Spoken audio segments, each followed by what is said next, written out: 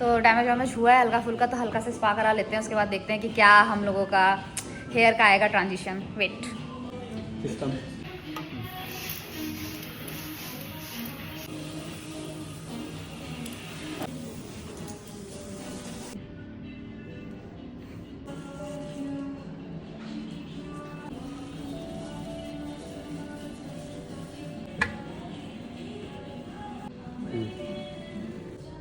তো আমার এখন মাথা ধোয়া হয়ে গেছে, এখন মেন যে কার্যকলাপ চলবে তোমাদের সাথে আমি শেয়ার করছি। এটা মায়ের ওদিকে ডিটানটা হয়ে গেছে, তো আমারটা হয়ে গেছে হেয়ার ওয়াশ, এখন মায়ের হেয়ার ওয়াশটা হবে।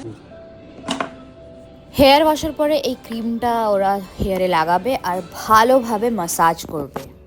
এই সেলোটা ভালোই ভিআইপি ছিল, বিকজ এদের কাছে প্রচুর প্রোডাক্ট, প্রচুর স্টাফ, তোমাকে ওয়েট করতে হবে না বেশিক্ষণ, সেটা দেখে বুঝেছিলাম। আর কাজটাও সবার হাতের দারুণ। এই দেখো মহারানী এখন করাচ্ছে স্পা, এখন আগে হচ্ছে শ্যাম্পু হচ্ছে না।